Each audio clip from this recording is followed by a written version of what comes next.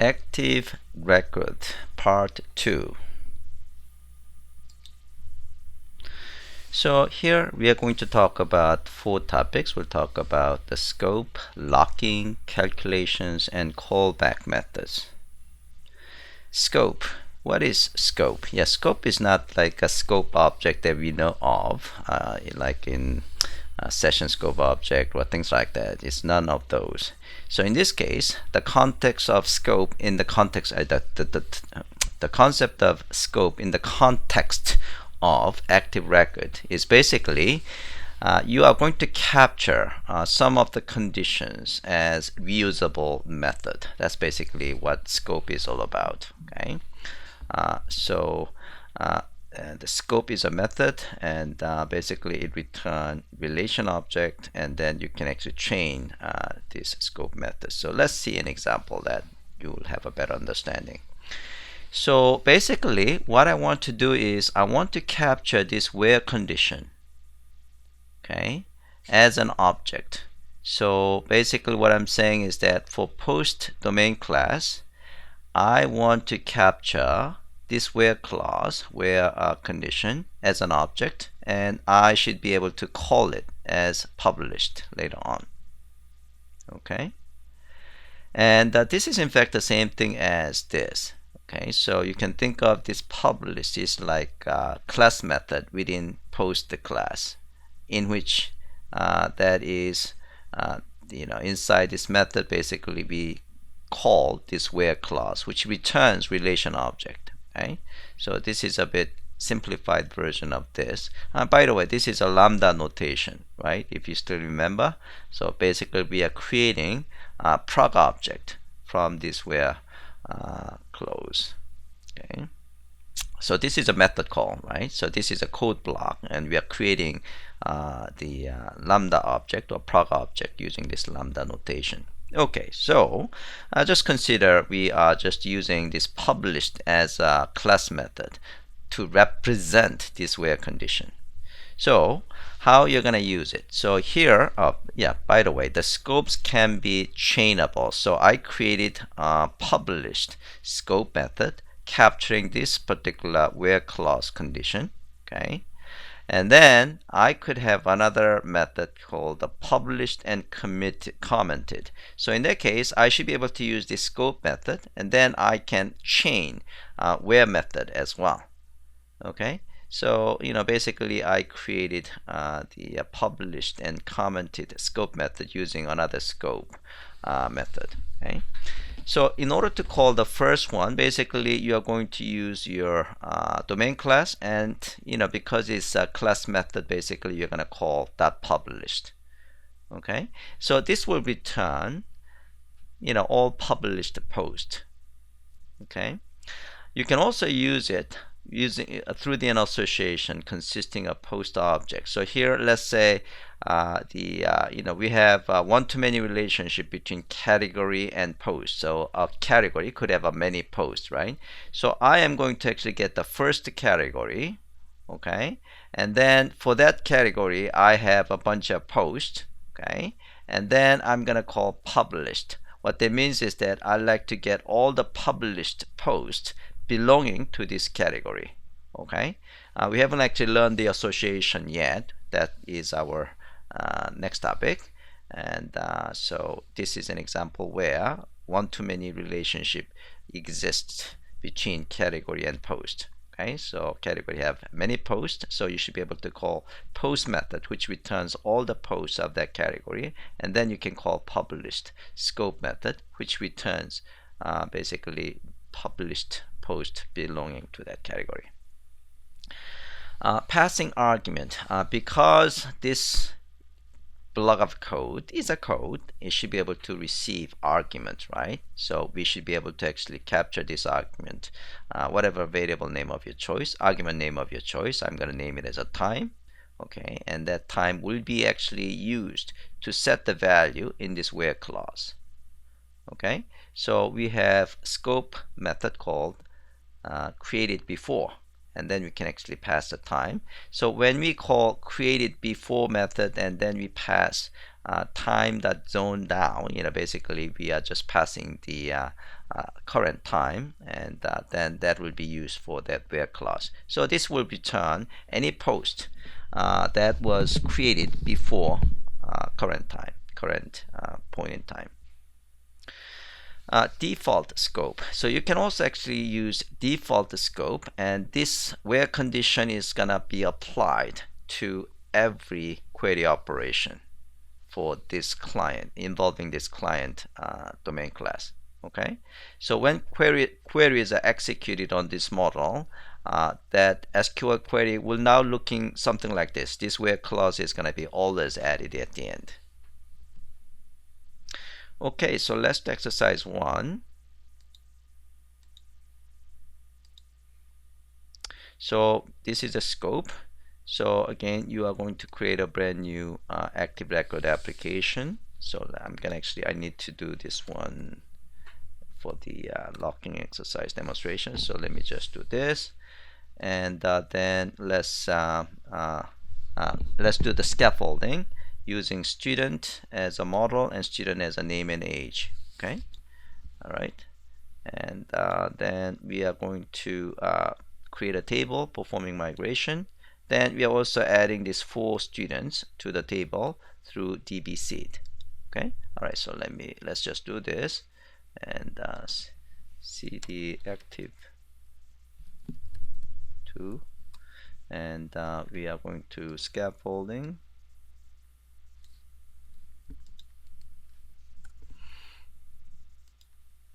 and let's create a table.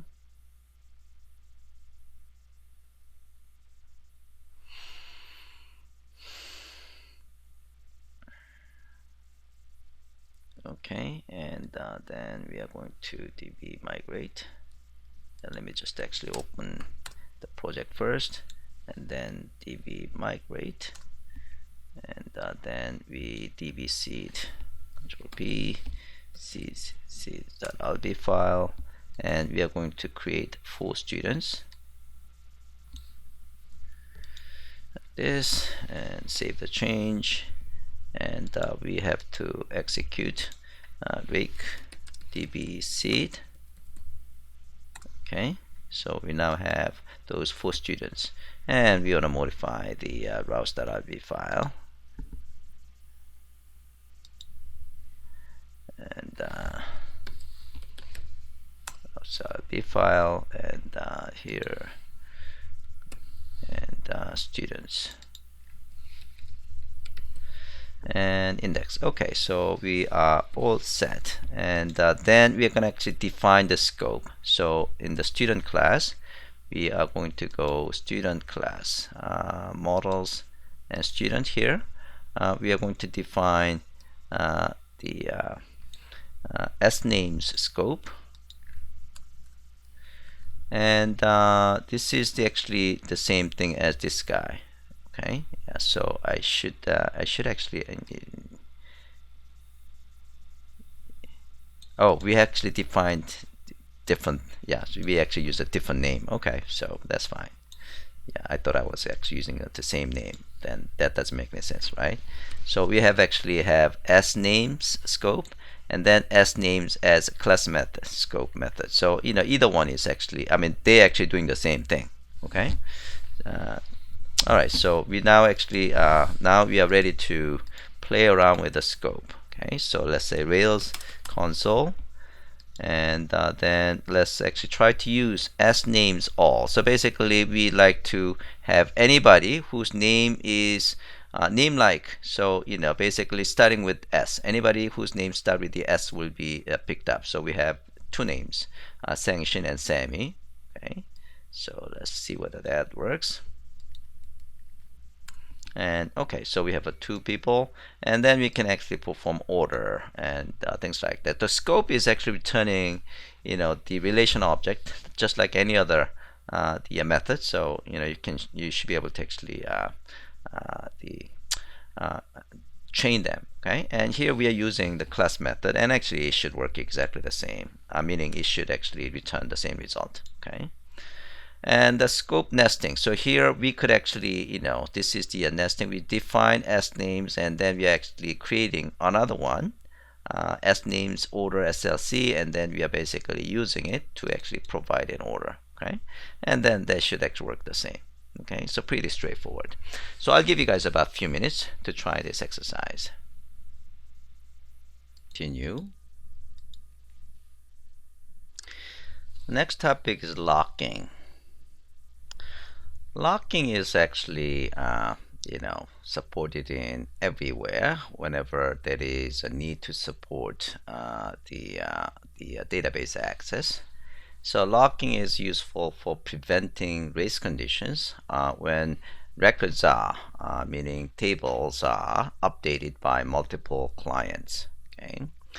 There are two different kinds of locking, as most of you probably are aware of: optimistic locking and pessimistic locking. And optimistic locking is pretty much the default. And pessimistic locking is rarely used. Pessimistic locking is actually pessimistic view in that every single update will be serialized, so it's going to result in pretty bad performance. On the other hand, optimistic locking is based on the assumption that the users are going to read most of the time, and when they update, the chance for conflict is going to be pretty minimal. So that is typically the way that database is being used in real world. So optimistic locking has been used for quite a while and has been working pretty well as well. Okay. Now, whenever there is a conflict, that it should be actually flagged out, and the scheme that is being used underneath is this. So the table should have a version column, and every time an update is made by a client, the number will be incremented. Okay, so in the case of so when there is actually a conflict, there will be an exception, stale object error exception. Okay, so in the case of Rails, the column has to be named as lock_version. So that is the default name of the column that has to be present in the table. Okay, so the scenario goes like this. Suppose user number 1 read the data X, and at that point version number is set to 2. Okay, and then while the user number 1 is updating that X record, user number 2 read the data, and again that user number 2 will have the version number field set to 2. Okay, now the user number 1 is updating that record. So when that update occurs, the version number will be incremented by 1, so it will become 3. So now when user number 2 is trying to update, okay, it will make sure that the number it has is, it will actually check whether the version number it is still 2. If the version number is not 2, that means somebody else has changed, in this case user number 1, right? So at that point, the active record stale object error exception occurs. So user number 2 at that point has to actually capture this exception, and then we'll probably read it again and then update with the new data from the table. Okay, so that's the way how optimistic locking works, and it's pretty straightforward. Okay, so this is the optimistic locking scenario. So let's say user number 1, so I'm going to call it client number 1, reads the first record, and version number at this point is 1. And user number 2 also read the same record, and version number it is still 1. So now the user number 1, client 1, is going to set the value to Michael. Okay, and then client 1 will save. So at that point, version number is going to be changed to 2. Now, client number 2 is also actually referencing the same client object. So because you're using the same primary ID, client number 2 change that record and then try to save it. At that point, it will raise active record stale object error because client number 2 expected to be still 1, but it's changed to 2, which indicates it has been updated by someone else. Okay, so you certainly do not want to overwrite the change made by someone else. That's the reason we have active record stale object error condition, and basically client number 2 will catch this guy and actually reread it and then change it and then save it. So that's the way client number 2 should do. So we're gonna actually simulate that exercise 2. Okay, so we are going to generate. So let's actually generate. So first of all, we need to add this log version column. Okay, so as I said before, the table has to have this column, right? Which means we need to physically add this column to the table. So we are going to generate the migration file. So we are going to generate the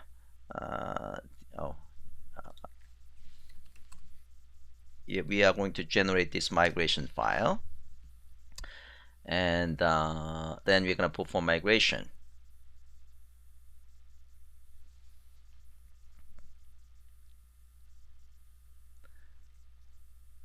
And so migration file has been created, and what we want to do is, let's see the migration file, db migrate log here. Yeah, so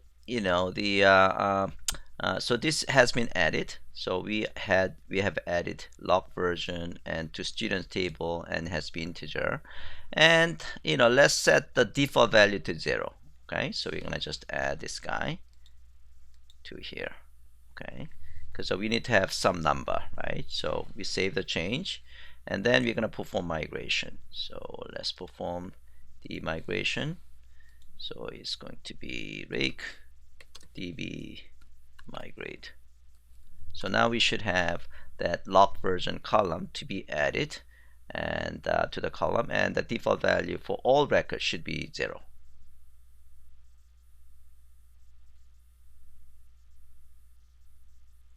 Okay, so that is done.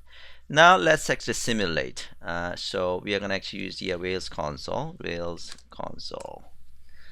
and we are going to create a brand new student. So let's create a student,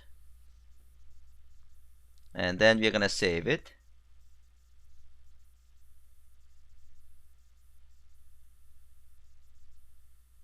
Okay, so we are going to, oops.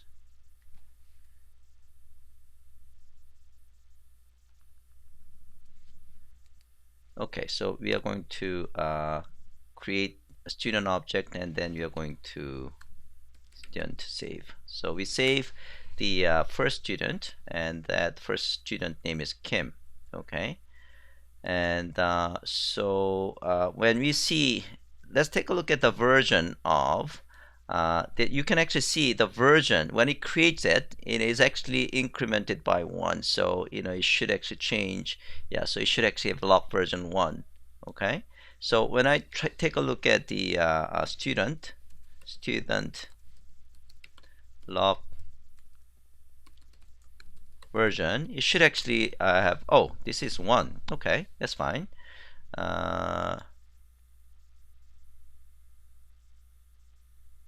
Oh, so you made a change. I skipped this guy. Sorry about that. Yeah, so yeah, we are gonna actually make a change. So for now, the log version is 0 because no change has been made. Okay, so now we're gonna actually say student. We're gonna make a change. Student name, I'm gonna actually change to XYZ, my favorite name, XYZ, whatever. Okay, and then we're gonna actually save it again. So now we're gonna actually see that save. Now here we are going to see, it's going to use log version of 1 and log version 1, and it expects log version should be 0. Okay, so now when I take a look at the log version, it should have changed to 1. Okay, all right. So every time you make a change, now let's actually try to make a change to student. Does it have age? I think it's just a name. All right, so we're gonna change the name to Sang again. All right, and then when I say student save, and now the student log version of that student is supposed to be now changed to 2. Okay, all right, that's good. So yeah, that's what I did. So we changed one more time, and then we should be able to in fact the C log version column of this person is in fact set to 2. Okay, now we are going to simulate the second user. So we are going to, you could actually create another Rails console here, even though you could actually use the same console. So I'm going to actually create another Rails console simulating another user. But they should use the same table, right? Okay.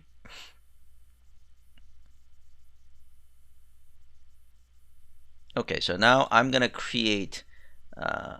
So what is the student ID? Student ID is, let's actually use the student ID.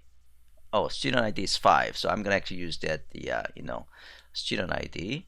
So instead of actually in this case, because it's using the same console, they could use it. But I'm gonna actually create student 2, and then I'm going to create. I'm going to access student find and 5. Okay, so now oops, it is uninitialized constant student. Oh, actually I was in the wrong application, sorry about that. Okay, so I have to go active record 2. Okay, so I should actually go to active record 2. Okay, and then Rails console. Okay,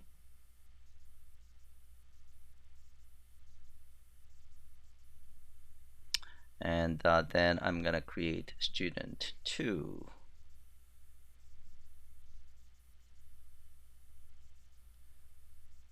Okay, so I am going to you know what, I think so I have, yeah, so log version, and I have so the thing I have to do is basically this guy has a student which is the log version 2, and yeah, so I have to simulate it. So this guy has log version 2. Oh, okay, so what we're gonna do, we're gonna actually read it, and then we're gonna make a change, and then we're gonna actually save it. Okay, so here we're gonna actually try student 2, and then student find 5. Okay, so now you can see the log version is 2 here, student 2, the log version is, this guy is 2. Okay, all right, so now we're gonna actually make another change from user number, client number 1. So now we're gonna actually change this guy in a student name and to blah blah blah, and then we're gonna actually save it again. So student save. Now the log number has been changed to 3. Okay, so if you see student log number is now changed to 2, but this guy thinks that still log version is 2. So when this is changed, so this client 2 is going to change the same record. So here name to YYY. Okay, now when it's trying to save it, so student 2 save it, this is where the exception will occur. Okay, because it thinks that the log version number is supposed to be 2, but it found it is 3, which means that somebody has made a change. Okay, so that's the reason we got the exception. Okay, so if you actually go here, you're going to see in fact active record stale object error. Okay, and yeah, and in general, I mean, you should actually capture this guy, and then you're gonna actually read it, and then you're gonna make an update and save. Okay, that's what you should do. All right, so I'm gonna actually give you guys about 10 minutes to try this exercise. Okay, next 2 topics are pretty straightforward. Calculations. So basically client count is basically performing count operation of select count as count all from clients. So it basically give you a number of clients. Or on a relation, so basically you can say client dot and you provide where and that count. Basically I'd like to know how many people have first name Ryan. And you can also call average method. Basically I'd like to get the average value of orders count column, and I'd like to get the minimum value of age column, and I'd like to get the sum of orders count. So that's pretty straightforward. So I'm gonna just basically you can do this. Okay, and the last topic is callback method. As I said before, callbacks are hooks into the lifecycle of active record object that allows you to trigger logic before and after alteration of object state. So whenever there is interesting event occurs, your callback could be invoked. Okay, for example, like a before destroy. If the record is destroyed before the destruction, you want to actually get a callback so that maybe you can actually log things. Before validation, whenever a validation is being performed, before you want to actually get some kind of callback, and you'd like to actually make a log or something like that. So that is callback. So these are the lifecycle events of model object: save, valid, before validation, validate, before save, before create, create after create, after save, after commit. Okay, so you can have callback method being invoked on each of these lifecycle event. So suppose I want to have a callback for before validation, so I can have before validation method inside the user and do self name. So basically what is trying to do is, I am going to if the name is present, what is this? Yeah, I forgot what the G sub is all about. I think it is going to.